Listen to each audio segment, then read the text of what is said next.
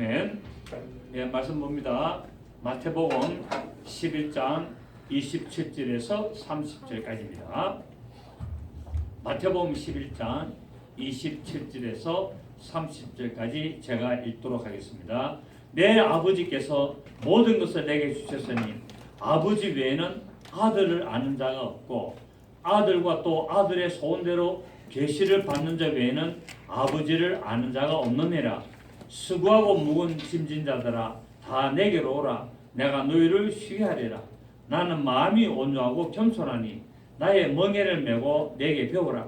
그리하면 너희 마음이 쉼을 얻으리니 이는 내 멍에는 쉽고 내 짐은 가벼움이라 하시니라. 아멘. 자, 예수님께서 이제 70인 제자들이 전도를 하고 돌아와가지고 예수님께 보고를 하면서 주여 주의 이름으로 귀신들도 항복하되이다라는 보고를 받으신 이후에 아버지께 감사를 하는 내용이 이제 계속 나오는 겁니다.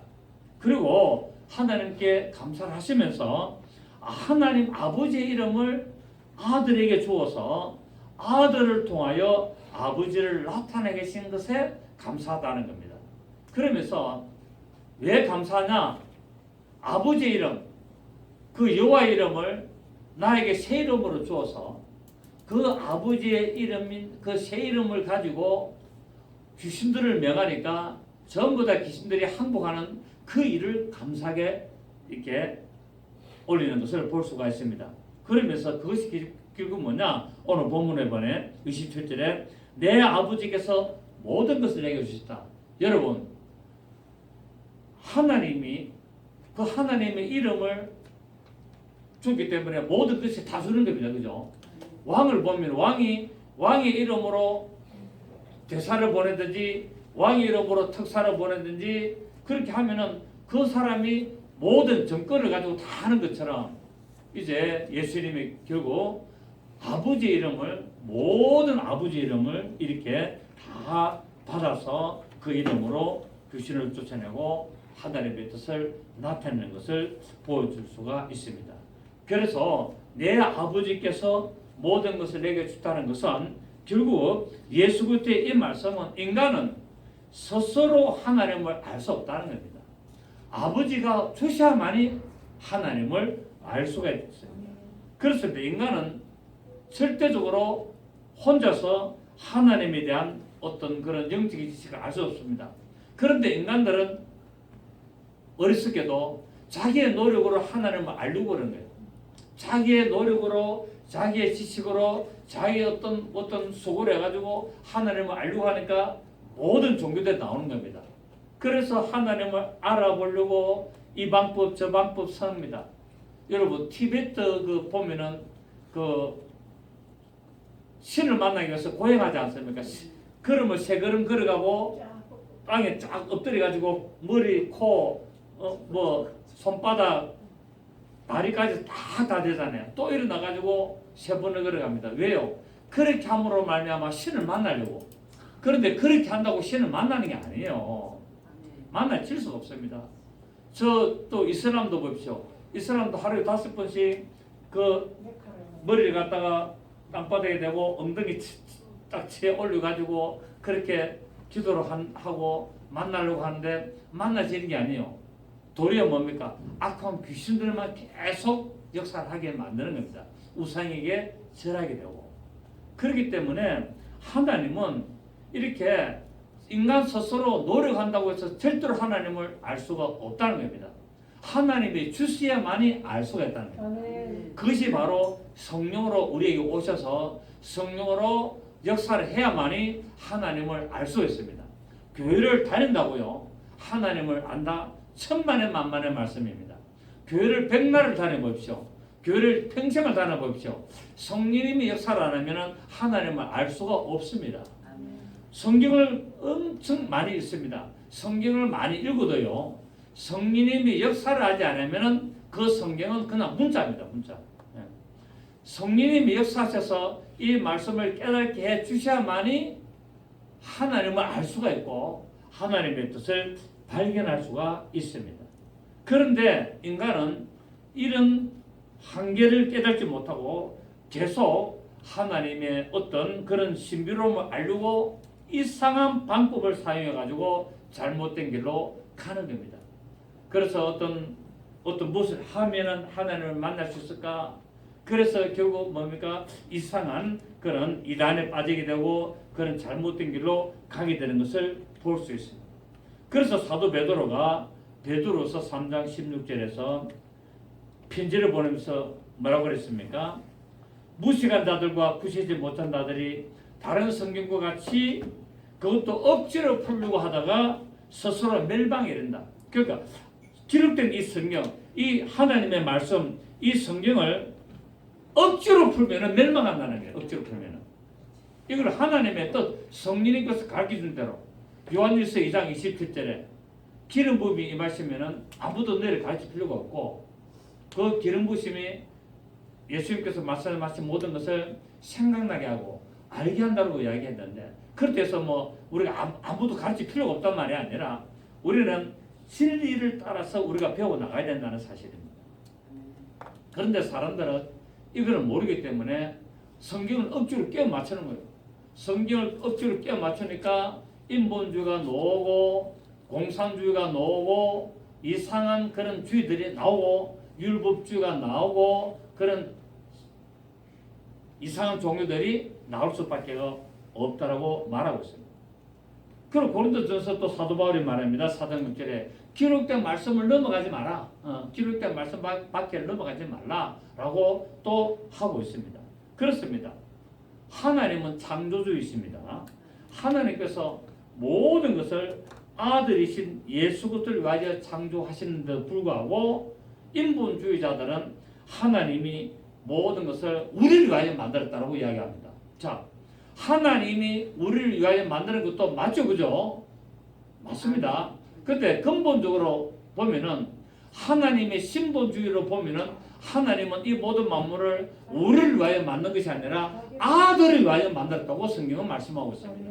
이게 신본주의예요. 그러니까 모든 만물을 우리 사람을 위해서 만들었다라면은 하나님은 인본주의를 하나님으로 만들어가지고 결국 뭡니까?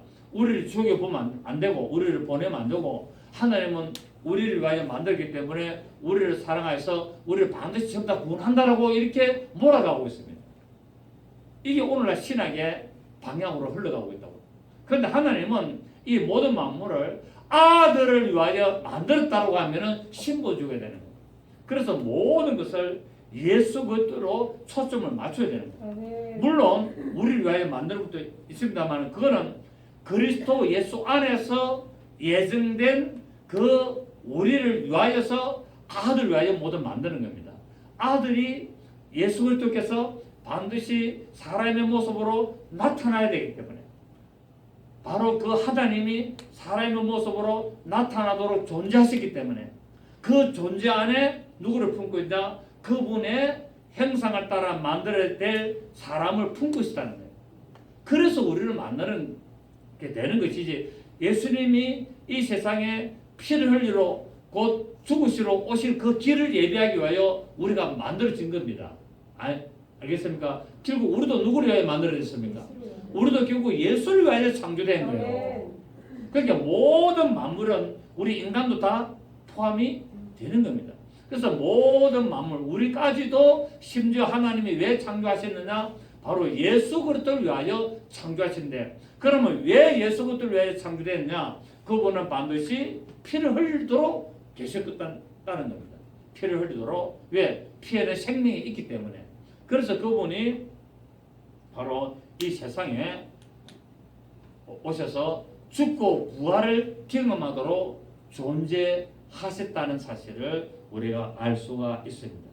그래서 이 성경에 보면은 창조의 목적을 골로새서 1장 15절에서 17절에 보시면은 만물이 자 우리 봅니다. 잘 아시지만 또 한번 보겠습니다. 골로새서 우리 1장 15절부터 보시면 15절 보면 그는 예수 그리스도는 보이지 아니하는 하나님의 형상이시오. 결국 하나님은 보입니까? 안 보입니까? 안 보입니다. 안 보이는 그분이 보이도록 나타나신 하나님이다 말이에요. 그는 보이지 아니하시는 하나님의 형상, 나타남, 형상이시오 모든 피조물보다도 먼저 나신 이시니 만물이 그에게서 창조되되, 그러니까 모든 만물이 누구로부터? 그에게서, 예수 그리스도에게서 창조되되 하늘과 땅에서 보이는 것들과 보이지 않는 것들과 혹은 왕권들이나 주권들이나 통치자들이나 권세들이나 만물이 다 그로 말미암고 시작 그를 위하여 창조되었고, 예수 그리스도를 위하여 모든 만물이 창조되었고 우리도 창조되었고, 또한 그가 만물보다 먼저 계시고 만물이 그 안에서 함께 섰느니라. 그는 몸인 교회의 머리시라. 그가 근본이시오 죽은 자들 가운데서 먼저 나신 이시니 이는 친히 만물의 어뜸이 되려 하시며 시작 아버지께서는 모든 충만으로 예수 안에 거하게 하시고, 아버지가 어디 안에 계신다? 예수 안에. 하나님 아버지가 어디에 계신다? 아들 예수 안에 계신다는 거예요. 그래서 예수님이 뭐랬습니까? 나를 본 자는 아버지를 본 자요. 나와 아버지는 하나이고 내가 아버지 안에, 아버지가 내 안에, 그렇게 말씀하시는 거예요. 그래서 19절에 보면은 아버지께서는 모든 충만으로 예수 안에 거하신다고 분명히 말하고 있습니다. 아버지 따로 있고 아들 따로 있고 성령님이 따로 있는 게 아니에요. 예수 안에 아버지가 거하신다고 말하고 있습니다. 어떻게? 모든 충만, 우리가 알 수 없는 충만으로 계시는 거예요. 아멘. 이게 하나님의 삼위일체가 되는 겁니다. 자, 그렇다면은 이런 창조물을 왜 아들이신 예수 그리스도에게 주셨는지, 모든 만물을 다 아들이신 예수 그리스도에게 주셨는지 살펴볼 필요가 있는데, 이런 만물을 아들이신 예수 그리스도에 주신 그 이유를 보면은 결국 아버지께서는 아들로 말미암아 하나님의 자신을 나타내려고 그랬다는 거예요. 자, 모든 만물을 왜 아들에게 주시다고요? 또 모든 만물을 왜 아들을 통하여 창조했다고요? 아들이신 예수 그리스도를 통하여 하나님을, 아버지를 나타내려고. 누구를 통하여? 예수 그리스도를 통하여, 아들을 통하여 아버지를 나타내려고 그런 거예요. 그래서 우리 아들 두 명 있는데 목소리가 똑같아요. 전화하면요 분간을 못해. 똑같아요. 똑같다니까. 그래서 아들의 목소리 들으면 아버지 목소리를 아는 거예요. 똑같은 거예요. 그래서 하나님은 보이지 않은 본질이신 아버지로 계시기 때문에 그 하나님을 인간들에게 사람으로 나타내려고 바로 아들을 통하여 보이시는 하나님으로 나타나셔서 하나님의 그 사랑과 하나님의 그 은혜를 우리에게 나타내시고 생명을 주신 겁니다. 그래서 모든 만물을 왜 아들을 통하여 창조하신다 하면은 바로 아들로 말미암아 아버지를 영화롭게 하기를 주고, 성경에 났습니다. 아들로 말미암아 아버지를 영화롭게 하기를, 하나님의 존재를 나타내고 하나님의 사랑이시고 하나님의 빛이심을 증거하고 나타내려고 하나님은 그렇게 하셨다고 말하고 있습니다. 에베소서 우리 1장 봅니다. 에베소서 1장 보시면 1장 5절에 1장 5절에 그 기쁘심 뜻대로, 그 하나님은 아버지의 그 기쁘심 뜻대로 우리를 예정하사 예수 그리스도로 말미암아 자기의 아들들에게 하셨으니 이는 그가 사랑하시는 자 안에서 우리에게 거저 주시는 바 시작 그의 은혜의 영광을 찬송하게 하려고 하는 거예요. 하나님의 살아계시고 하나님이 우리를 사랑하셨고 하나님 우리에게 생명 주심을 찬양하게 하려고 이렇게 했다는 거예요. 그래서 아들을 말미암아 이 모든 만물을 창조하시게 된 것을 볼 수 있습니다. 그렇기 때문에 구원은 반드시 예수 그리스도를 통하여 구원을 한다는 사실입니다. 그런데 아들을 통하여 모든 만물을 창조하시고 아들을 통하여 아버지를 나타내시고 아들을 통하여 하나님의 사랑을 증가하시고 아들을 통하여 은혜를 주시고 아들을 통하여 생명을 주시고 아들을 통하여 구원의 역사를 이루시기 때문에 결국 구원은 누구로 말미암아 예수 그리스도로 통하지 않고는 절대로 구원이 없다는 것을 말하고 있다는 사실입니다. 그러니까 예수 그리스도 위에 구원을 받으려고 하면은 그 전부 다 가짜가 되고 전부 다 이단이 되고 그게 전부 다 인본주의가 되고 전부 다 그게 인간적으로 갈 수밖에 없고 종교로서 끝날 수밖에 없다는 사실입니다. 왜? 아버지 외에는 아들을 알 수가 없다고 말하지 않습니까? 오늘 우리 본문 보십시오. 오늘 본문 보시면 27절에 내 아버지께서 모든 것을 내게 주시니 시작 아버지 외에는 아들을 아는 자가 없고 또 아들과 아들의 소원대로 계시를 받는 자 외에는 아버지를 아는 자가 없다는 거야. 결국 예수 그리스도로 통하지 않고는 절대로 아버지를 볼 수도 없고 알 수도 없고 또 이 성령으로 말미암고는 아버지를 알 수도 없고 깨달을 수 없고 예수를 알 수도 없다는 거예요. 그래서 예수님은 결국 뭡니까? 아버지의 보혜사로 오셨잖아요. 아버지의 보혜사. 보혜사가 뭡니까? 증거하는 자다. 아들이신 예수는 아버지를 증거하기 위해 오셨고 그 아들이 죽고 부활하고 성전에 가시니까 성령님이 오셨는데 그 성령님이 오셔서 누구를 예수 그리스도의 보혜사로 오시는 거예요. 예수 그리스도를 증거하러 오시는 거예요. 그 아들은 아버지를 증거하고 성령은 예수 아들을 증거하는 거예요. 그래서 아버지로 말미암아 나타나는 모든 사랑과 모든 은혜와 모든 생명은 반드시 아들로 말미암아 나타나는데 이 아버지 외에는 아들을 아는 자가 없다라고 말하고 있고 또 아들의 소원대로 계시를 받는 자 외에는 아버지를 알 수가 없다라고 말씀을 하고 있습니다. 왜? 아버지와 아들은 하나이시기 때문이라는 것입니다. 그렇습니다. 예수 그리스도를 제대로 알면은 하나님을 알 수가 있습니다. 여러분 우리가 자꾸 어제 어떤 편지가 하나 왔더라고요. 어제 동행하는 목사님께 가지고 딱 편지를 딱 놨더라고요. 그래, 요것도 뭐 이상한 답다 싶어가지고 뜯어보니까 아니까 다를까 신천지에서 딱 보냈어. 신천지에서 매주 보내거든요. 저는 이제 찢어버립니다. 찢어버리는데 요번에는 좀 특색 있게 연합장 스타일로 딱 보냈더라고요. 그래서 동행하는 목사님께 딱 해가 보냈다가 읽어보니까 이 사람이 이제 자기를 목사라 그래요. 서경석 목사더라고. 코미디언 그 서경수도 하고 이름이 똑같더라고요.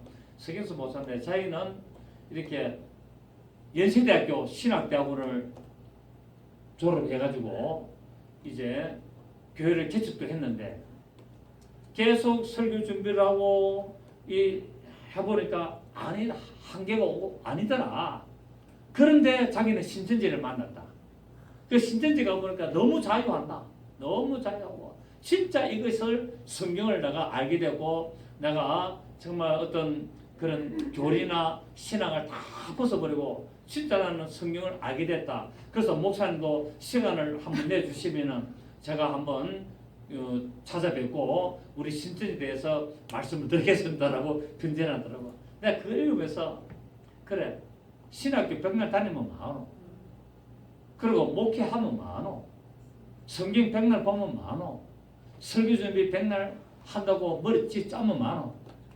결국 하나님의 뜻을 발견하지 못하고 하나님의 뜻을 깨닫지 못하니 결국 신천지로 가구나. 목사들이 신천지 많이 갔거든요.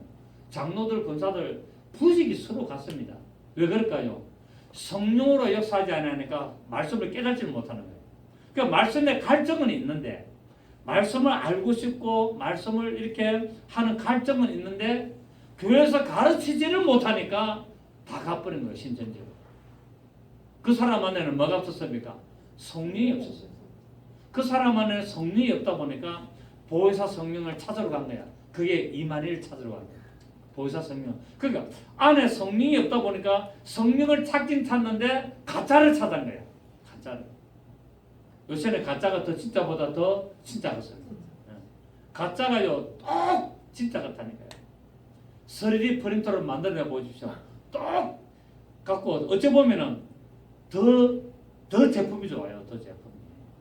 지금 시대가 그런 시대입니다. 여러분 영적으로 깨어있으시길 바랍니다. 그리고 여러분 성령의 임재가 없으면은요 모든 것을 인본적으로 해석을 해버립니다. 그리고 신앙생활, 목회, 모든 것 전부 다 인간적으로 자기 생각 다 합니다. 그래서 어떤 치우치고 어떤 한편으로 그냥 몰아가고 그래서 교인들을 막 피곤하게 만들고 힘들게 만듭니다. 교회 안에는 말씀도 있어야 되고 기도도 있어야 되고 교제도 있어야 되고 봉사도 있어야 되고 헌신도 있어야 되고 다 있어야 됩니다. 여러분. 이거 필요 없다. 뭐 봉사 필요 없고 뭐 교제 필요 없고 오직 막 기도하고 막 말씀하고 막 오직 막 그 세상 거 다 끊고 그 사람이 이단되는 거예요. 그 사람이. 그래 교인들은 힘들고 피곤한 거예요. 여러분 율법이 필요가 있습니까 없습니까? 필요 있습니다. 그런데 율법을 문자적으로 따라가면은 율법 죽여야 되는 거예요. 율법 죽여야 되는 거예요. 우리는 율법도 필요하고 우리는 복음도 필요한데 왜냐하면 율법을 통하여 복음을 깨달는 겁니다. 아멘. 그거를 해야 되는 거야. 그런데 자꾸 치우치는 거야. 율법을 지켜야 된다. 또 어떤 데는 율법은 폐지기 때문에 안 지켜야 된다. 막 싸우고 있는데 여러분 성경에 제가 이야기하잖아요. 성경의 율법은 십계명, 율례, 규례, 법도 이 네 개를 합하여서 율법이라 그럽니다. 그래서 예수님이 오셔서 율법을 내가 완전케 하러 왔다라는 것은 십계명과 율례를 완전케 했고 또 율법을 폐하러 왔다라는 말은 규례와 법도를 폐해버린 겁니다. 십계명은 뭡니까? 하나님 사랑, 이웃 사랑. 그리고 율례가 뭡니까? 윤리 도덕적으로 살아가는 것. 이거는 더 완전겠고 그 산상수훈 나오지 않습니까? 더 완전겠고 규례와 법도는 뭡니까? 어떤 제사 지내는 것, 어떤 음식 먹는 것, 어떤 그런 몇 걸음 지키고 또 일 안 하고 안식일날 일 안 하고 이런 모든 것들이 어떤 규례와 법도로 들어가 있는 거예요. 또 그 세부 사항들이 그거를 어떻게 하셨다고요? 폐해버린 겁니다. 그래서 그 율법은 다 폐해졌기 때문에 필요 없다라고 주장하는 사람들은 그래서 율법은 끝났고 폐해졌기 때문에 심지어 11조도 필요 없다라고 가르치는 목사들 꽤 많습니다, 여러분. 그런데 그분들은 뭐를 몰랐습니까? 십계명과 율례가 완성게 된 것을 몰란 거예요. 규례와 법도가 폐해졌고 십계명과 율례는 더 완전케 되고 완성됐다는 걸 모르기 때문에 율법은 폐했기 때문에 율법 안에 있는 11조도 이제 필요 없습니다라고 하고 있는데 엉터리. 그것도 또 여러분 율법은 지켜야 됩니다. 하나님 율법을 지켜야 했습니다.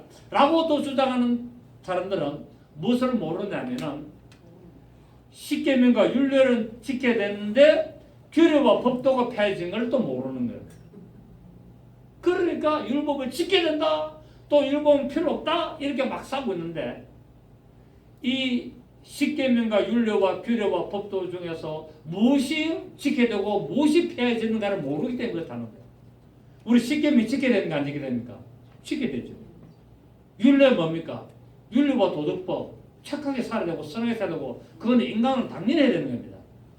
그런데 뭐 돼지고기 먹으면 안 된다, 오징어 먹으면 안 된다, 뭐 고등어 먹으면 뭐 쪽발 갈라진 거 아니면 안 된다. 이런 거는 다 폐해졌다는 거예요.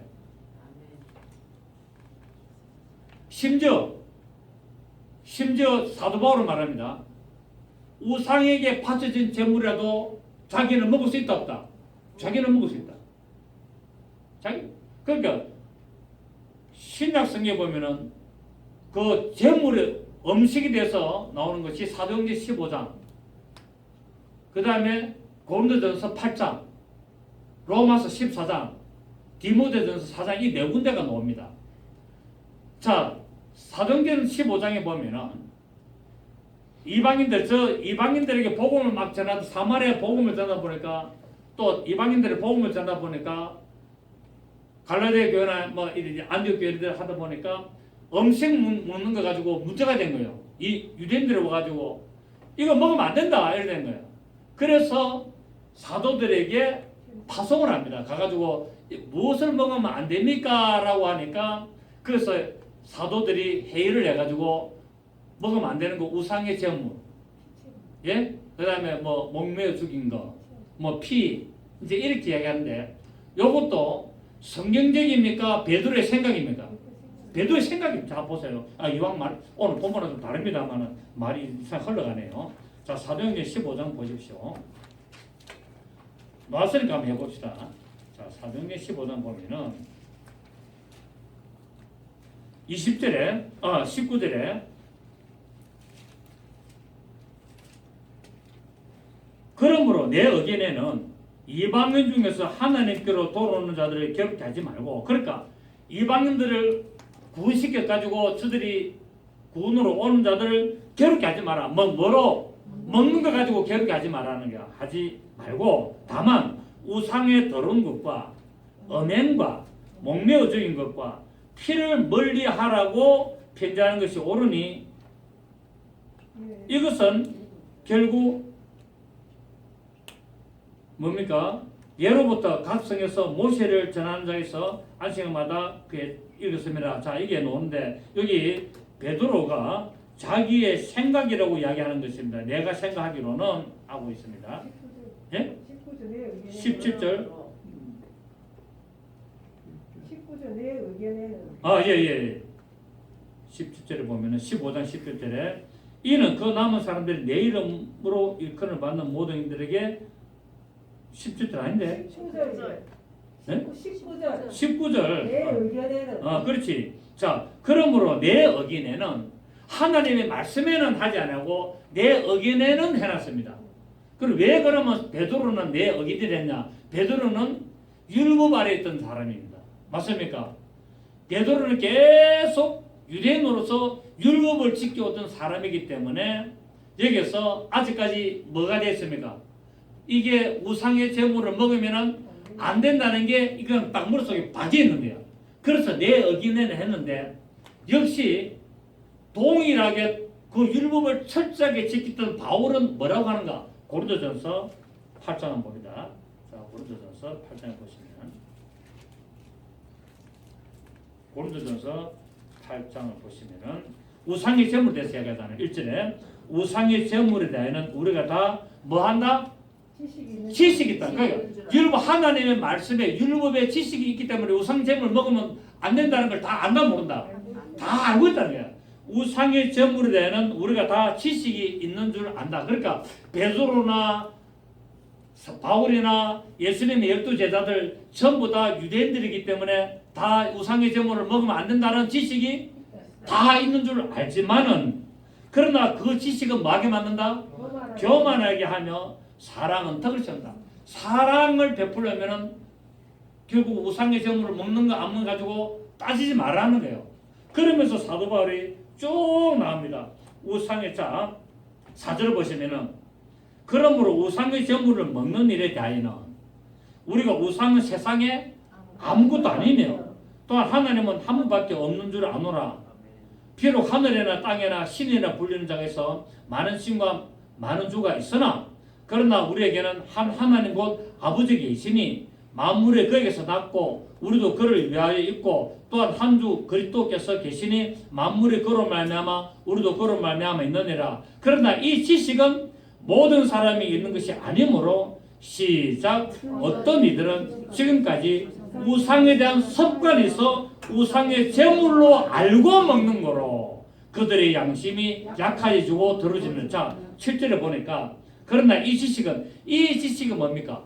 우상의 제물을 먹으면 안 된다는 이 지식은 지금까지 우리가 습관적으로 지켜왔다는 겁니다. 맞습니까? 대답 좀 여기서. 지금 7절에 아까 1절에도 우상의 제물에 대해서는 우리가 다 지식이 있다 했고 그 다음에 그러면서 이 우상의 제물에 대해 설명하면서 하늘에 계신 아버지께서 오직 한 분이시고 그 다음에 아버지 우상은 다 신이다 라고 설명 쭉 하면서 7절에 그러나 이 지식은 우상은 아무것도 아니고 우상의 제물을 먹으면 안 된다는 이런 지식은 모든 사람이 있는 것은 아니므로 어떤 이들은 지금까지 우상에 대한 뭐가 있어서? 습관이 있다는 거야. 율법 아래서 우상의 제물을 먹으면 안 된다는 그 지식이 이날까지 습관적으로 안 먹었다는 거야. 사도 바울이 그만하지 않습니까? 여기 성경을 자세히 보세요. 지금 우리가 무조건 성경에 한자 한자를 보셔야 되는 거예요. 자, 그래서 7절에 어떤 이들은 지금까지 우상에 대한 습관에서 우상의 제물로 알고 먹는 거로 그들의 양심이 끝나니 8절에 시작 음식은 우리를 하나님 앞에 내세우지 못하나니 우리가 먹지 않는다고 해서 더 못 사는 것도 아니고 먹는다고 해서 더 잘 사는 것도 아니다. 그러니까 우상의 제물을 먹어도 되고 안 먹어도 된다는 거야. 근데 율법 아래서는 절대로 먹으면 안 된다고 배웠고 지식으로 배웠고 이때까지 우리가 그렇게 살아왔 소상되도록 그렇게 살아왔다는 거야 습관이. 그런데 내가 예수를 만나고 성령님이 내게 임하고 보니까 그것도 아무것도 아니더라. 먹든지 안 먹든지 자유하나 다른 사람에게 양심이 더러워질까 싶어서 안 먹는다 이 말입니다. 그러니까 그 말을 거꾸로 하면 먹을 수 있다 없다. 있으나 나는 먹을 자유가 있고 아무도 없으면 나는 배가 고파서 먹지만 만약에 내가 목사인 줄 아는데 내가 유대인인 줄 아는데 그런데 사람이 보고 유대인인데 목사님이 저 제사음식을 먹네 해서 그 사람에 따라서 먹다가 보면은 양심이 더러워져서 찝찝하니까 그러니까 모든 것이 믿지 않는 것이 믿음이 없는 것이 죄라 그랬으니까 믿음으로 하지 않는 것이 죄. 그러니까 음식을 먹어도 믿음으로 안 먹고 이 우상 앞에 제사 음식인데 이거 먹으면 안 된다는데 근데 목사님은 먹는데 괜찮겠지 찝찝해가 먹으면 죄가 된다는 거예요 지금. 그 말입니다. 그래서 자 보면은 10절에 지식 있는 내가 우상의 집에 앉아 먹는 것을 누구든지 보면 그 믿음이 약한 자들의 양심이 담력을 얻어 아이고 김석정 목사도 먹네 나도 먹어야지고 우상의 제물을 먹게 되지 않겠느냐. 그러면은 너는 그 우상의 제물을 아는 지식으로 너는 자유해서 그 먹지만은 그러나 네 아는 지식으로 그 믿음이 약한 자가 멸망하나니 그는 그리스도께서 와서 죽으신 형제라 이같이 너희가 형제에게 죄를 지어 그 약한 양심을 상해하는 것이 곧 그리스도에게 죄를 짓는 것이나 그러므로 만일 음식이 내 형제를 실족하게 한다면은 나는 영원히 고기를 먹지 아니하여 내 형제를 실족하지 않게 한다. 나는 먹을 수 있지만은 믿음이 연약한 사람 때문에 내가 안 먹는다는 거야. 자 로마서 14장 봅니다. 로마서 14장 보시면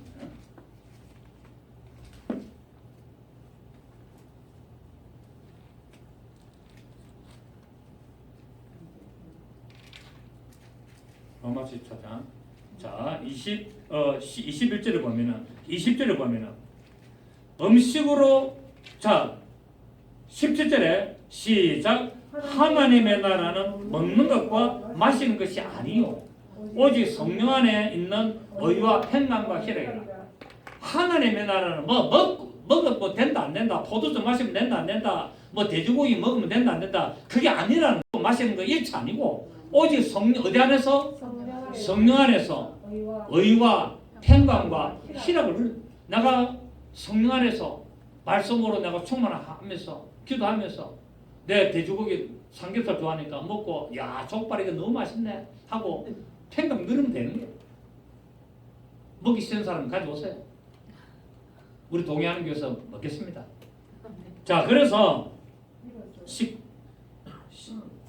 19절에 20절에 음식으로 말미암아 하나님의 사업을 무너지게 하지 말라. 시작 만물이 다 깨끗하되 그리낌으로 먹는 사람에게는 악한. 그럼 모든 만물은 다 깨끗하다 안 깨끗하다.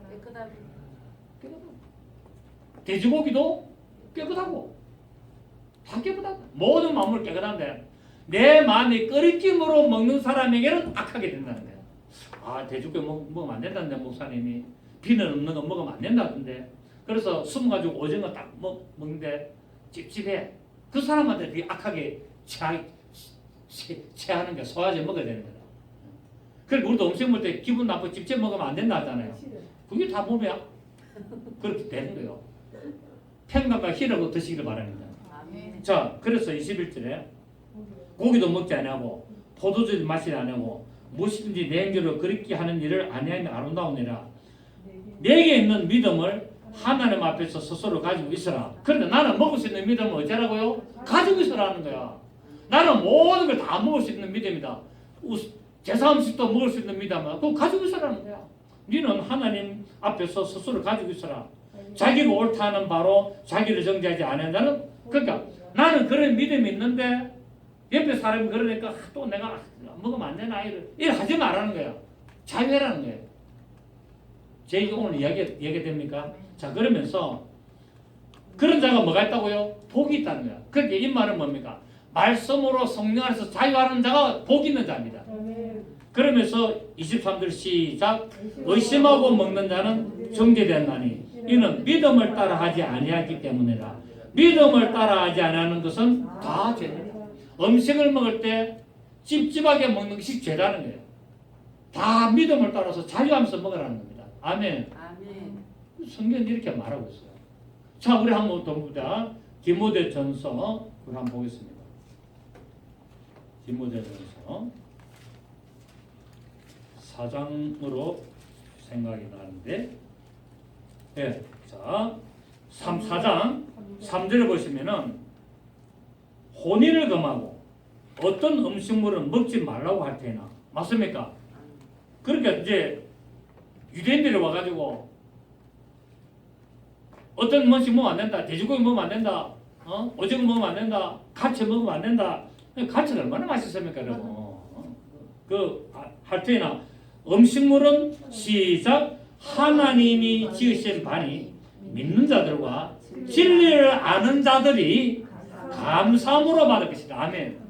모든 것을 하나님이 다 만들었기 때문에 진리를 알고 이렇게 믿고 하나님이 지으심을 믿고 이 음식을 받으면은 감사함으로 받을 것이니라. 4절에 시작 하나님께서 지으신 모든 것이 있으나니 감사함으로 받으면 버릴 것이 없나니 하나님의 말씀과 기도로 거룩하겠습니다. 모든 만물은 다 깨끗하다. 다음 뭐가 더럽냐? 더럽게 생각하는 그 사람한테는 더럽다는 거예요. 자, 그러면 오늘 물어봅니다. 그럼 목사님 이제 뭐 대놔놓고 제삼치 먹어도 되나요? 그러면 안 되죠. 그러면 안 되죠. 내가 예수 믿는 사람인 줄 아는데 그 사람이 아이고 저 복이 엄마 오늘 우리 집에 제사 지냈는데 오늘 이거 내가 한상 이렇게 좀 맛있어서 내가 생각나서 가져왔는데 먹자 이러면 먹어야 될까 안 먹어야 될까? 안 먹어야 되는 거야. 아, 나는 교회 나가기 때문에 나는 안 먹는다. 그렇게 하는 게 좋고. 아시겠죠? 그런데 놔두고 닦았다. 놔두고 그다음 먹으라고 딱 문 닫고 나가서 그러면 어떻게 됩니까? 기도하고 먹으면 됩니다. 그런 것이고도 뭐 자주 먹나 돼요. 제사 때 맛있게 하는데 어서 기회도 하고 영양 보충해야 되겠다고 감사함으로 기도하고 먹으면 되지. 그런데 어떤 모임에서 가가지고 내가 목사인 줄 아는데 가가지고 이거 김 목사 이거는 제사상에 안 올린 건데 요거는 밑에 있던 거다라고 줍니다. 그러면은 실제 제사상 올린 거지만은 안 올렸다라고 거짓말을 해가 주면은 나는 어찌 됩니까? 먹어도 됩니다. 왜? 그 사람이 안 올렸다고 했기 때문에. 아멘. 그래서 그렇습니까? 아이고 안 올린 그렇군요. 감사합니다고 다 꺼서 먹으면 되는 거예요. 올린 거 내가 봤어. 올리는 거 다 밑에 내려가지고 다 소금에 섞었어. 바구니에 다 섞었는데 그러면서 이제 제사 지나면 다 끄덕내잖아요. 해가지고 다 바구니에다 다 종류를 섞어서 그래놓고 이제 음식을 차려준 거야. 아이고 김 목사님 이거 저 제사상에 안 올린 거다. 그렇습니까? 감사합니다. 먹읍시다. 문신 입사님 이제 알겠습니까? 이때까지 안 먹었는데.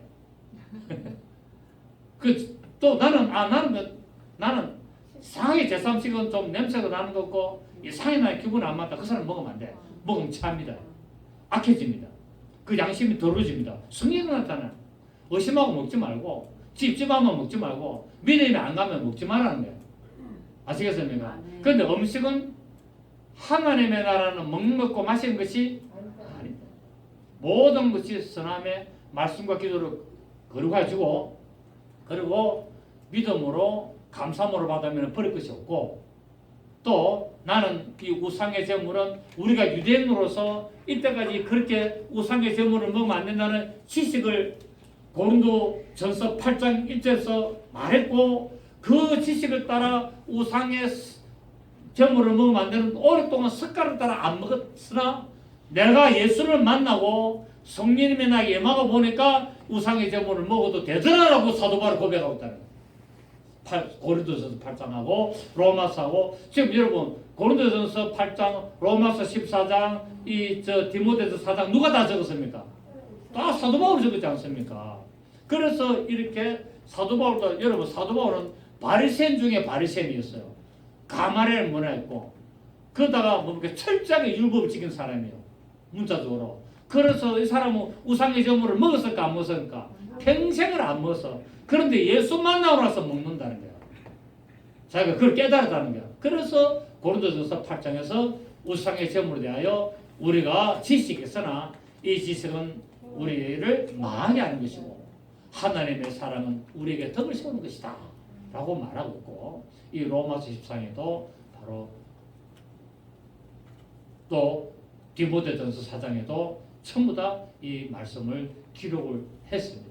그리고 똑같은 유대인이지만은 베드로는 우상의 이 더러운 것을 먹지 마라라고 했는데 이거는 말씀이 아니라 내 어기네는 라고 이야기했고 똑같은 철저하게 어찌 보면 베드로보다도 더 율법을 지켰던 이 바리새인 중에 바리새인 사도 바울은 바로 그것은 우상에 대한 습관이었다라고 오늘 정의를 내렸습니다.